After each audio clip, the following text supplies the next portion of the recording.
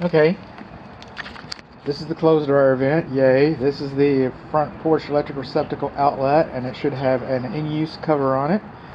We'll talk about that in another video, but we're here for the water heater. This is the water heater drain piping. One is for the safety pan, one is for the temperature pressure relief valve.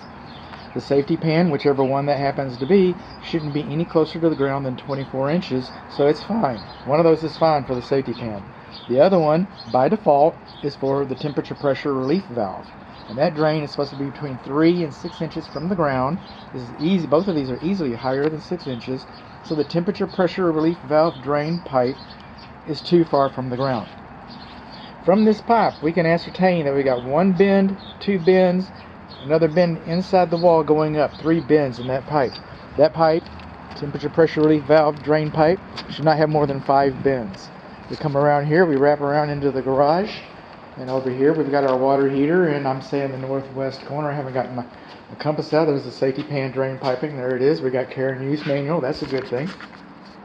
We got our gas supply piping coming in here, and then so we already had 3, right? 4 coming in. 5, no more than 5 90-degree bends. No more than 5 90-degree bends. And then we come over here, and then we've got all these bends. And those are more. Those are bends. Those are bends, all the same.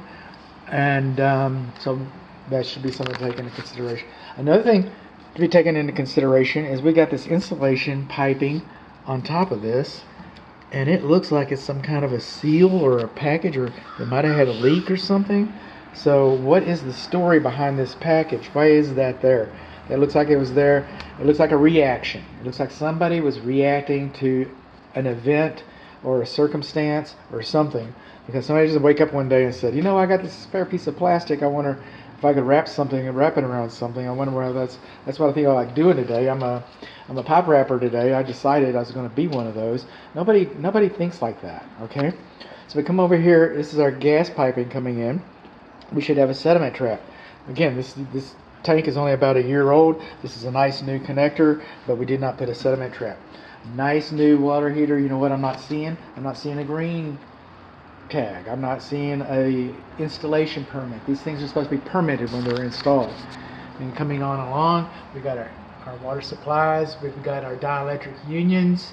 But what we do not have is insulation on the water supply piping, the connections. Those are supposed to be insulated. This is your temperature pressure relief valve. And since this is such a new water heater, I'm going to go ahead and open it a little bit. It goes outside.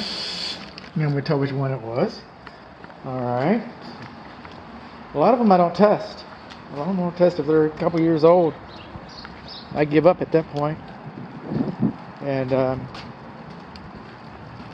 there it is. That's the one. The one on the left is for the temperature pressure relief valve, and it still is between 3 and 6 inches. It's still too high from the ground. It's still not between 3 and 6 inches. So we wrap ourselves back around because we're back wrappers. Now, the water supply piping coming to the water heater, we got some stray piping off of this. It looks like it went to an ice maker at one time, maybe some kind of a water filter. All that junk should have been removed. They didn't take it off because they used a tap valve in the water supply line. So basically, if they take that off, then they got a leak. They left it on. You got all this stuff hanging off of here. We need some housekeeping over here. A little bit of housekeeping would not hurt.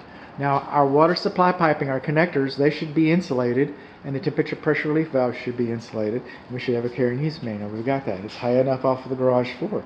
We've got that too. So what did we learn? Our TMP is too high. It's got too many 90-degree bends. We learned that we got a mystery drain pipe repair. We learned that our TPR valve and our water supply piping is not insulated.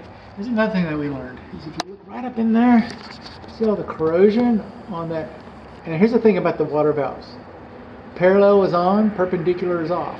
So this water is on because the valve handle is parallel. In an emergency, you would turn it. You see all the corrosion on there? If you turn it, it might start leaking. So